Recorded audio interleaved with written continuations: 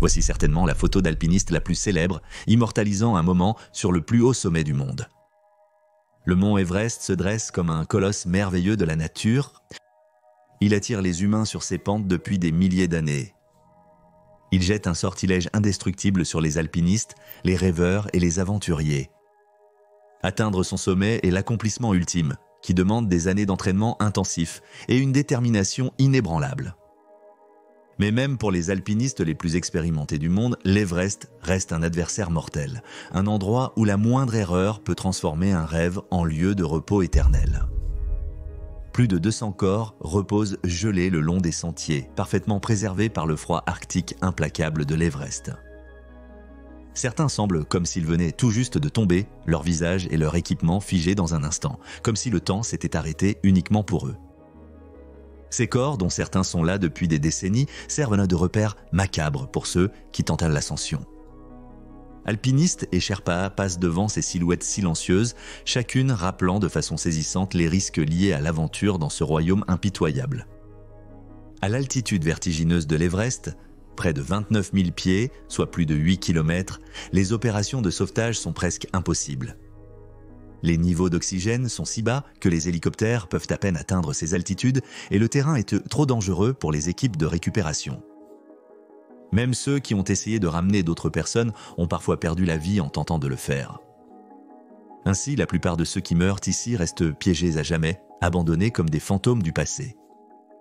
L'Everest vous met au défi et garde une partie de vous en cas d'échec. Commençons par l'une des premières et des plus emblématiques histoires de l'Everest. Le mystère de George Mallory, un homme dont l'ambition de conquérir l'Everest allait faire de lui une légende, même après sa mort. Né en 1886 en Angleterre, George Mallory était instituteur et a servi comme soldat pendant la Première Guerre mondiale, mais il était surtout connu pour sa passion incroyable pour l'alpinisme. Pour George Mallory, l'alpinisme n'était pas seulement un passe-temps, c'était la vocation de sa vie. Et dans les années 1920, aucun défi n'était plus grand que le mont Everest. À cette époque, personne n'avait encore atteint le sommet de l'Everest. C'était la frontière ultime, le point le plus élevé de la Terre. L'escalader dépassait la simple gloire personnelle. C'était considéré comme une entreprise nationale, un peu comme la course à l'espace entre les États-Unis et la Chine aujourd'hui. Les Britanniques, en particulier, voyaient l'Everest comme une occasion de montrer au monde la force de leur empire, et Mallory était leur héros désigné. Il avait participé à 2 expéditions précédentes sur l'Everest en 1920 et 1922, qui ont toutes 2 échoué de peu au sommet. Et en 1924, il était prêt à tenter à nouveau l'ascension. Le plan était d'établir une série de camps le long de la face nord de l'Everest, chacun étant plus haut que le précédent. Le camp final, à environ 26 800 pieds, servirait de point de départ pour la tentative d'atteindre le sommet. À cette altitude, l'air est si raréfié que le corps humain commence à s'arrêter. Chaque instant passé là-bas est une course contre la montre. Lors des expéditions en haute altitude comme l'Everest, les alpinistes dépendent souvent des Sherpas, des guides locaux qui portent de lourdes charges et aident à naviguer sur les pentes dangereuses. Leur force et leur connaissance du terrain font d'eux des partenaires inestimables sur la montagne, surtout dans des conditions mettant la vie en danger. Malgré une planification minutieuse, l'expédition a rencontré d'immenses défis. La technologie d'escalade de l'époque était rudimentaire comparée à celle d'aujourd'hui. Mallory et son équipe portaient des vêtements en laine et des bottes à clous qui offraient de peu de protection contre le froid glacial. L'oxygène supplémentaire était encore expérimental et de nombreux alpinistes, dont Mallory, s'interrogeaient sur l'éthique de son utilisation. Mais malgré ces limites, ils étaient enthousiastes et déterminés à atteindre le sommet. Le 8 juin 1924, Mallory et son partenaire d'escalade, Andrew Sandy Irvine, âgé de 22 ans, ont quitté leur camp d'altitude pour tenter d'atteindre le sommet. Irvine a été choisi pour l'ascension non seulement pour ses compétences en escalade, mais aussi pour son expertise avec l'équipement d'oxygène expérimental que l'équipe espérait leur donner un avantage. Le duo a emporté autant qu'il pouvait, des cordes, des piolets et un petit appareil photo Kodak pour documenter leur exploit s'ils atteignaient le sommet.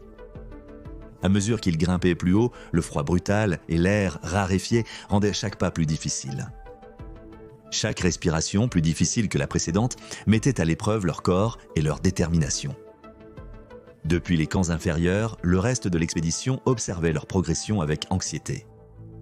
Le compagnon d'escalade Noel Odell a rapporté avoir vu Mallory et Irvine à travers une éclaircie dans les nuages, à environ 250 mètres, sous le sommet, vers 13 h, le 8 juin 1924.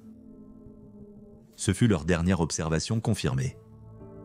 Ce qui s'est passé ensuite reste l'un des plus grands mystères de l'alpinisme. Ont-ils atteint le sommet et péri lors de la descente, ou ont-ils échoué à atteindre leur objectif? La vérité s'est perdue dans l'histoire. Lorsque l'équipe a compris que Mallory et Irvine ne reviendraient d'au pas, ils ont cherché autant qu'ils ont pu, mais sans succès. L'Everest les a pris, gardant ses secrets. Leur disparition est devenue une légende depuis des décennies. Le nom de Mallory est devenu synonyme d'esprit d'aventure, et le mystère de son destin a fasciné aussi bien les alpinistes que les historiens. A-t-il accompli l'impossible? Était-il le premier à atteindre le sommet de l'Everest? L'absence de réponse n'a amplifié le mystère. En 1999, une équipe américaine s'est lancée pour résoudre le mystère. Grâce à des équipements modernes et des recherches historiques, ils ont exploré les pentes nord de l'Everest à la recherche d'indices. Le 1er mai, leur découverte a stupéfié le monde. Ils ont trouvé le corps de George Mallory, figé dans le temps sur une pente rocheuse à près de 27 000 pieds au-dessus du niveau de la mer. Les conditions glaciales l'avaient remarquablement bien conservé. Ses vêtements étaient en lambeaux mais encore reconnaissables et sa peau était tendue sur ses os. La posture du corps de Mallory évoquait une tragédie. Il a été retrouvé face contre terre, les bras tendus comme pour amortir sa chute. Une blessure causée par une corde autour de sa taille suggérait que lui et Irvine étaient encordés lorsqu'ils sont tombés. La grave blessure à la tête qu'il a subie a probablement causé sa mort sur le coup. Pourtant, le détail le plus intriguant était que le petit appareil photo Kodak qu'il transportait avait disparu. Si on le retrouvait, l'appareil photo pourrait contenir des clichés prouvant s'ils avaient atteint le sommet avant leur mort. La célèbre réponse de Mallory à la question de savoir pourquoi il voulait escalader l'Everest, parce qu'il est là, est devenue un mantra pour les aventuriers du monde. Son histoire saisit l'essence de l'ambition humaine, cette volonté de repousser les limites, même face à un danger incroyable. Mais elle nous rappelle aussi le prix à payer. L'Everest ne livre pas facilement ses secrets, et pour Mallory, le prix de la quête de la grandeur a été sa vie. L'histoire de Mallory est un témoignage du courage et de l'ambition que l'Everest exige, mais l'héritage de chaque alpiniste n'est pas toujours entouré de mystères. Certains sont devenus des repères mémorables, figés à la vue de tous. Au fur et à mesure que nous explorons ces récits, les histoires deviennent de plus en plus effrayantes.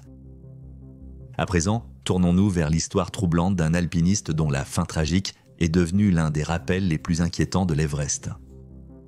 Si vous avez déjà songé à escalader l'Everest, vous connaissez sûrement Green Boots.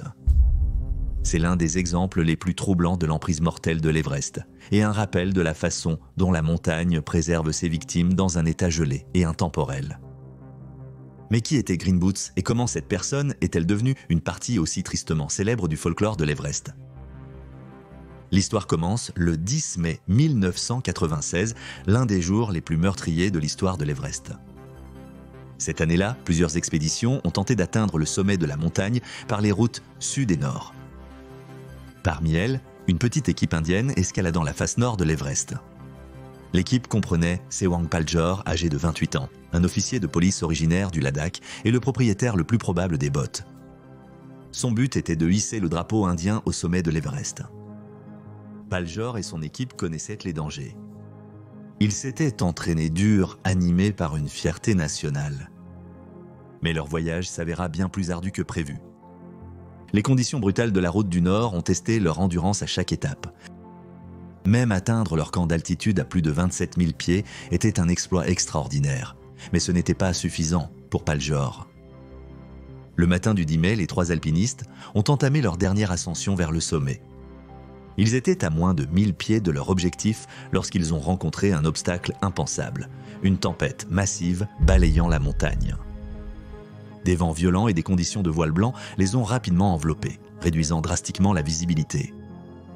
À cette altitude où le niveau d'oxygène est dangereusement bas, chaque seconde passée à lutter contre les éléments augmente la probabilité d'une catastrophe. L'équipe a pris une décision cruciale. Contre l'avis de leur camp de base, ils ont continué à monter, déterminés à atteindre le sommet.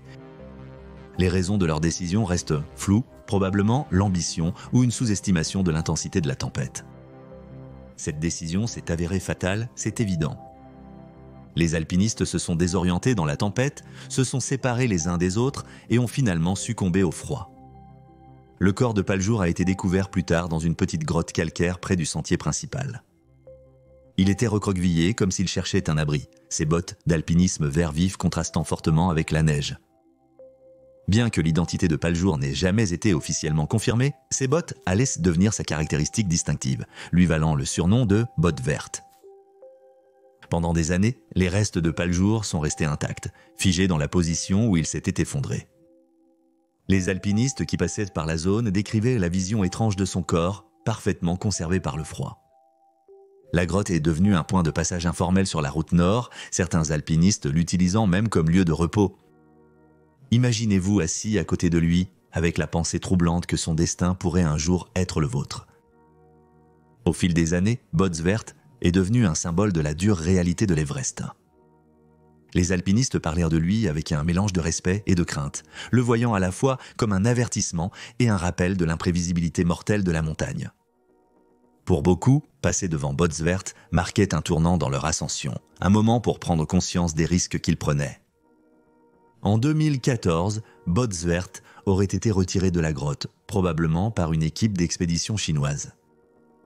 La décision a apporté du soulagement à la famille de Paljour, qui avait enduré des années de spéculation sur son identité. Pourtant, même sans ce rappel physique, son histoire demeure l'un des exemples les plus glaçants du tribut imposé par l'Everest. Green Boots n'est qu'un des quelques 200 alpinistes dont la vie s'est terminée sur l'Everest. Chaque corps a sa propre histoire, ses propres circonstances et sa propre place dans l'histoire de la montagne. Et à mesure que le réchauffement climatique continue de faire fondre les glaciers de l'Everest, davantage de ces silhouettes gelées sont révélées, chacune étant une pièce troublante d'un puzzle plus vaste et mortel. Mais alors que Bottes Vertes sert d'avertissement silencieux, l'histoire suivante pose une question bien plus difficile. Lorsqu'on est confronté à des décisions de vie ou de mort sur l'Everest, où s'arrête la compassion humaine et où commence l'instinct de survie? Passons maintenant à l'histoire controversée de David Sharp, dont la fin tragique a déclenché l'un des débats les plus houleux de l'histoire de l'alpinisme. L'histoire de David Sharp est l'un des événements les plus controversés de l'Everest. C'est une histoire qui nous oblige à affronter des questions difficiles sur la moralité, la survie et les règles tacites de la montagne.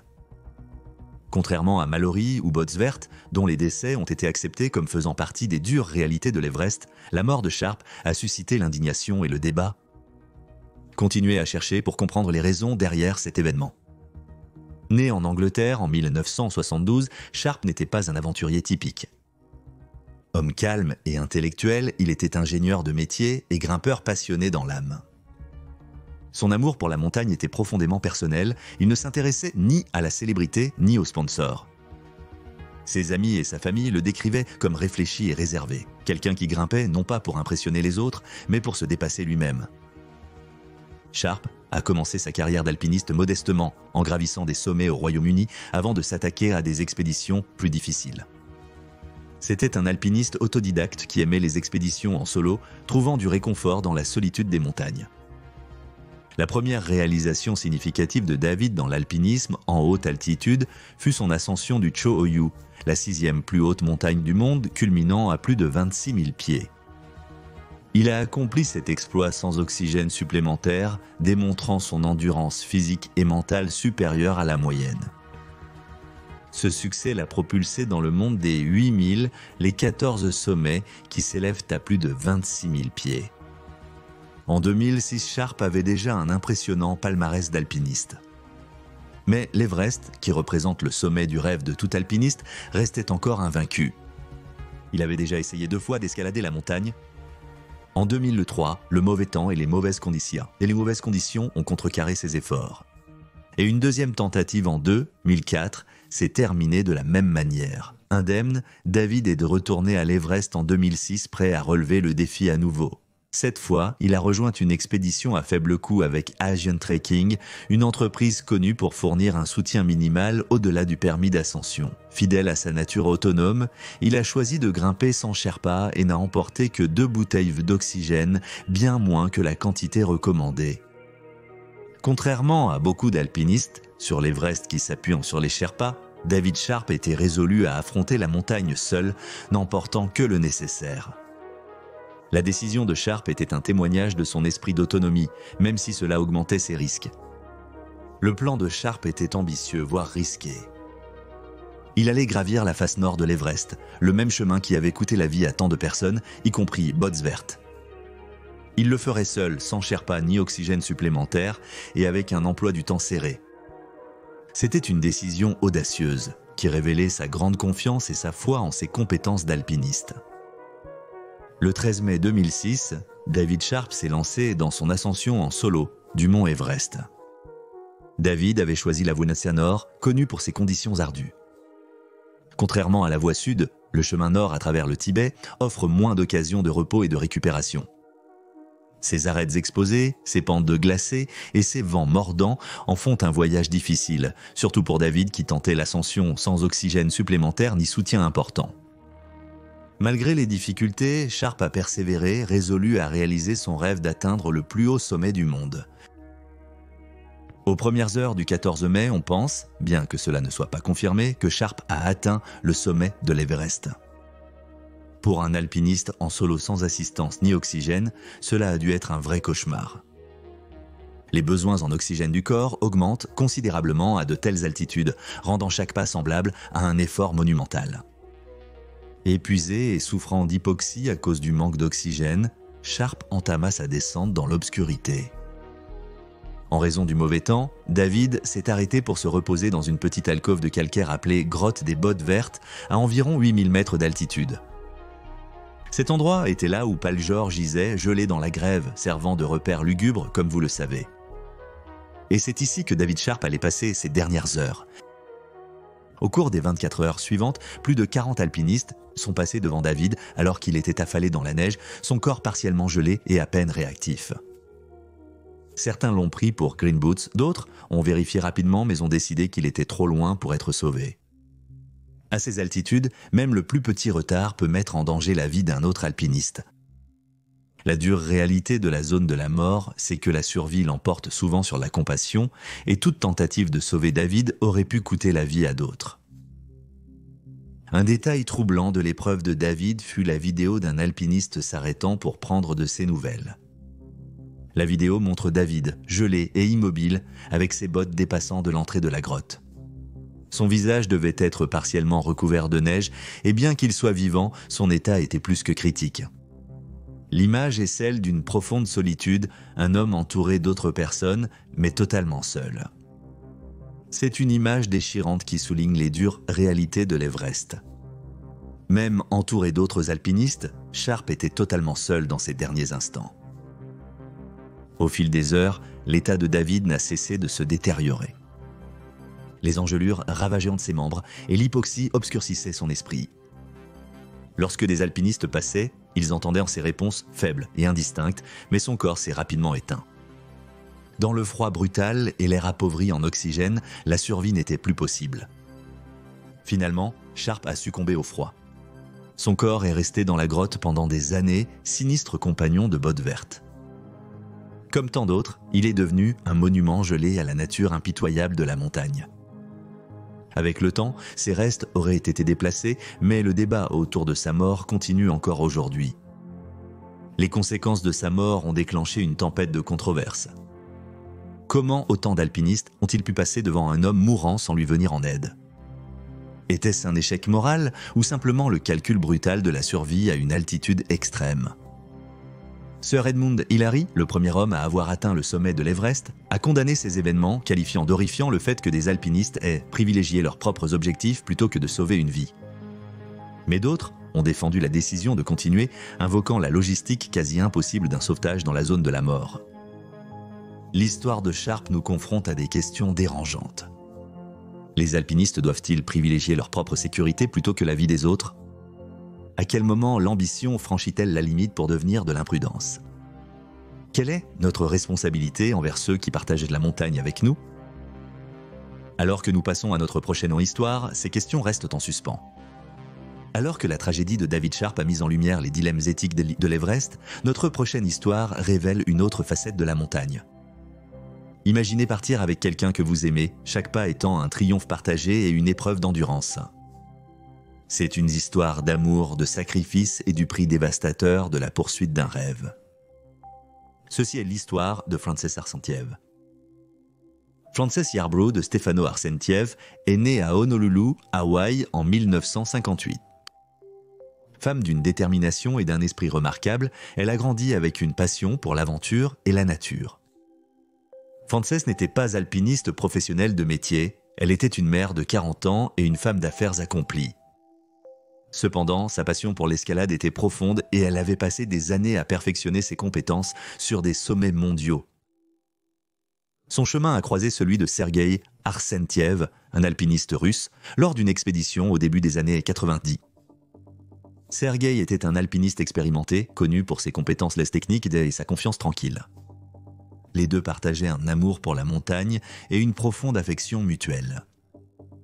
Ils se sont mariés et sont devenus une équipe d'alpinisme inséparable, affrontant ensemble certains des sommets les plus difficiles du monde. En 1998, les Arsentiev avaient rejeté leur dévolu sur le mont Everest. Leur objectif était ambitieux. Frances aspirait à être la première américaine à atteindre le sommet de l'Everest sans oxygène supplémentaire. Cet exploit n'avait été accompli que par très peu de personnes, étant donné les immenses exigences physiques et mentales de l'ascension à de telles altitudes sans soutien supplémentaire en oxygène. En mai de cette année-là, ils ont commencé leur ascension par le versant nord de l'Everest, la route tibétaine, qui, comme vous le savez, est assez risquée. Leur approche était minimaliste et autonome. Ils ont choisi de ne pas engager de guides Sherpa ni de porteurs d'altitude, transportant eux-mêmes leur équipement et leurs provisions. Cette décision reflétait leur philosophie de l'alpinisme, mais signifiait aussi moins de filets de sécurité dans un environnement où même de petites erreurs peuvent être fatales. Le couple progressait régulièrement sur la montagne, installant des camps et s'acclimatant à l'air raréfié.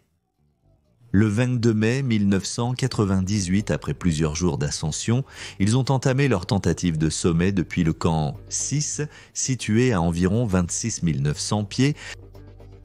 La météo était favorable, mais le manque d'oxygène rendait chaque pas extrêmement difficile.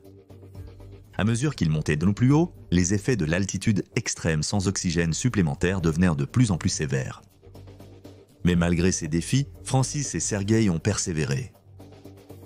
Le 22 mai, ou peut-être tôt le 23 mai, selon les récits, ils ont atteint le sommet du mont Everest. Francis avait réalisé son rêve, mais il n'y avait pas de temps pour célébrer. Épuisé et les conditions se détériorant, il savait qu'il était crucial de redescendre. Lors de la descente, Francis a commencé à faiblir. Le manque d'oxygène et l'épuisement total commençaient à faire des ravages.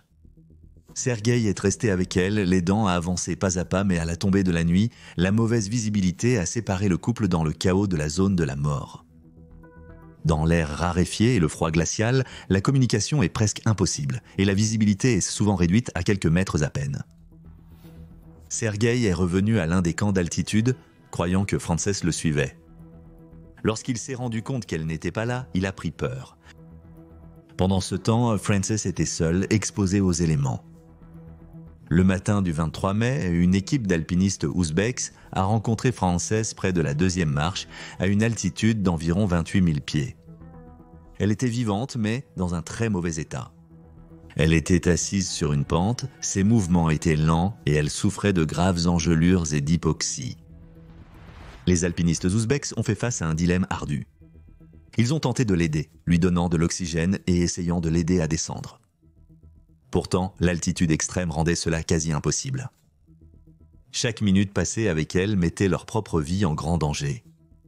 Après avoir épuisé toutes leurs ressources et réalisé qu'ils ne pouvaient plus rien faire, ils ont pris la décision déchirante de poursuivre leur descente.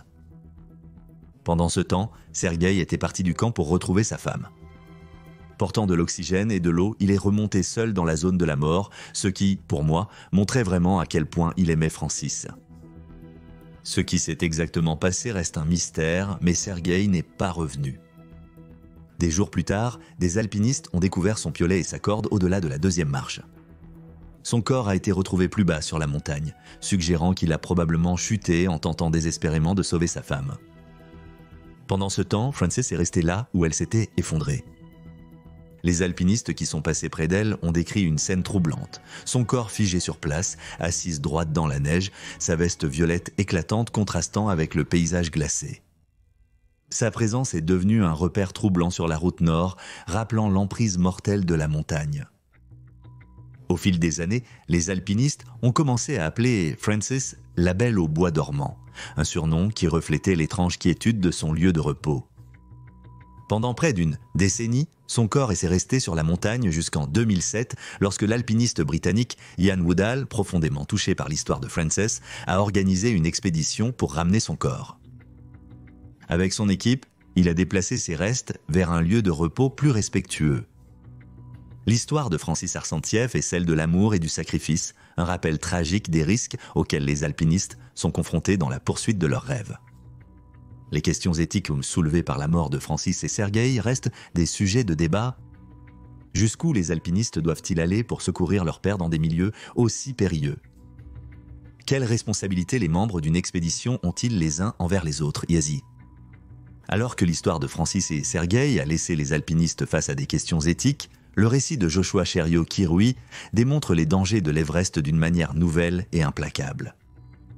En mai 2024, Le Monde a suivi Joshua Cherriot-Kirui, un alpiniste kényan et responsable principal des relations à la Kenya Commercial Bank, alors qu'il se préparait à entreprendre une expédition audacieuse pour atteindre le sommet de l'Everest sans oxygène supplémentaire. Pour la plupart des alpinistes, c'est un exploit extraordinaire que seuls les plus expérimentés osent tenter. Pour Cherriot-Kirui, ce défi était une évolution logique dans sa carrière d'alpiniste. À 40 ans, Cherriot-Kirui était une figure de détermination tranquille et d'une concentration remarquable. Il n'était pas étranger à l'alpinisme en haute altitude. En septembre 2023, il a atteint le sommet du Manaslu, la 8e plus haute montagne du monde, culminant à 26 781 pieds dans le cadre de sa préparation pour l'Everest. Le Manaslu a mis à l'épreuve son endurance physique et sa résilience mentale, et le fait d'atteindre avec succès le sommet a renforcé sa confiance pour le défi ultime, conquérir l'Everest sans oxygène supplémentaire. L'ascension de l'Everest par Kirui était hautement symbolique. En tant que Kényan, il portait non seulement ses ambitions personnelles, mais aussi les espoirs d'une nation rarement présente dans le monde exigeant de l'alpinisme. Pour beaucoup, son ascension était un témoignage de l'esprit d'endurance et d'ambition du Kenya, des qualités souvent célébrées chez ces coureurs de classe mondiale, mais désormais représentées sur les pentes enneigées de l'Everest. Kirui, accompagné de son guide de confiance, Nawang Sherpa, a entamé leur ascension par la voie de l'arête sud-est, l'un des itinéraires les plus populaires, mais aussi les plus périlleux vers le sommet de l'Everest. Ils progressaient avec une précision méticuleuse, s'acclimatant lentement pour éviter les effets débilitants du mal d'altitude. Malgré ses origines kenyanes et ses années d'expérience en alpinisme, Kirui pénétrait dans le monde raréfié au-dessus de 8000 mètres, dans la fameuse zone de la mort où le niveau d'oxygène est dangereusement bas. Leur tentative de sommet a commencé aux premières heures du 23 mai 2024, depuis le col sud, le dernier camp avant le sommet. À 7950 mètres, le col sud est un plateau désolé et balayé par les vents, rappel brutal de la nature impitoyable des montagnes. À partir d'ici, chaque pas vers le sommet serait une lutte contre la gravité, l'épuisement et les éléments. Au fur et à mesure de l'ascension de Kirui et Nawang, les conditions s'aggravaient. L'air était d'une extrême finesse et les températures étaient de glaciales. Les dernières communications les situaient près du rocher de Bishop, une paroi rocheuse traîtresse qui exige une concentration intense et une grande prudence, à seulement quelques centaines de pieds sous le sommet. Ce qui s'est passé ensuite reste entouré de mystères. Mais en fin d'après-midi du 23 mai, des rapports indiquaient que Kirui n'était pas revenu au sud de Kolan et que le contact radio avec son guide, Nawang Sherpa, avait également cessé. La nature soudaine et imprévisible du temps sur l'Everest a peut-être joué un rôle déterminant. Leur dernière position connue était à Bishop Rock, à seulement 160 pieds sous le sommet. À ce moment-là, Joshua montrait un comportement anormal. Selon Mingma Sherpa, président de Seven Summit Treks, Joshua a refusé de redescendre ou même de consommer l'oxygène en bouteille réservé aux situations d'urgence. Il a fallu plusieurs jours aux secouristes pour finalement retrouver le corps de Joshua. Son corps gelé a été retrouvé dans une crevasse, juste en dessous du sommet. Son visage portait les marques d'engelures extrêmes et son corps privé d'oxygène montrait la rigidité caractéristique de l'hypoxie. On ignorait toujours où se trouvait Nawang Sherpa. Certains ont supposé qu'il avait succombé aux éléments en descendant seul ou en essayant d'aider Kirui. Le décès de Kirui a choqué le monde de l'alpinisme et son pays d'origine. La décision de sa famille de laisser son corps sur les pentes des soins de l'Everest a également ravivé une vérité douloureuse à propos de l'Everest. Récupérer les corps sur la montagne est un exploit presque impossible. Une fois que les alpinistes périssent dans la zone de la mort, c'est-à-dire au-dessus de 8000 mètres, leurs dépouilles restent souvent là où elles sont tombées, figées dans le temps et l'espace. L'air raréfié, le froid extrême et le terrain périlleux rendent les missions de récupération incroyablement dangereuses. Même les alpinistes les plus expérimentés ont du mal à effectuer des mouvements de base dans cet environnement, sans parler de la tâche dangereuse de transporter un corps pesant plus de 80 kg, désormais enfermé dans la glace et la neige. En plus des risques physiques, les coûts peuvent être prohibitifs. Les missions de récupération peuvent coûter des dizaines de milliers de dollars, nécessitant des hélicoptères, du matériel spécialisé et des équipes prêtes à affronter l'hostilité de l'Everest. Pour de nombreuses familles, de telles dépenses sont insurmontables, laissant leurs proches reposer éternellement sur les pentes. Le décès de Chloé a aussi révélé une autre vérité préoccupante. Le changement climatique modifie l'Everest, apportant à la fois danger et découverte. Au cours des dernières décennies, le réchauffement climatique a entraîné une fonte glaciaire importante sur l'Everest. Des températures autrefois constamment glaciales fluctuent désormais, déstabilisant la glace et la neige qui ont longtemps préservé les secrets de la montagne. Ce phénomène provoque l'apparition de corps cachés d'alpinistes issus d'expéditions passées, dont beaucoup étaient perdus depuis des décennies comme celui-ci. Mais cette révélation macabre comporte des risques. Avec le recul de la glace, les crevasses s'agrandissent et les parcours jadis sûrs se font plus périlleux. Les corps exposés servent également de rappel peu subtil de l'instabilité environnementale croissante de la montagne et montrent que même l'Everest n'est pas à l'abri des effets du changement climatique mondial. À cette époque d'accessibilité croissante et d'instabilité environnementale, les leçons que l'Everest nous enseigne sont plus pertinentes que jamais. Cela nous pousse à réfléchir non seulement à la poursuite de nos objectifs personnels, mais aussi à nos responsabilités envers les autres, l'environnement et les histoires partagées qui définissent notre humanité. Alors, en laissant derrière nous ces récits de triomphe et de tragédie, nous vous demandons qu'est-ce qui nous pousse à dépasser les limites de la sécurité et de la certitude. Et que seriez-vous prêt à risquer pour poursuivre votre rêve? Merci d'avoir regardé, à la prochaine vidéo. Restez audacieux et vivez avec courage.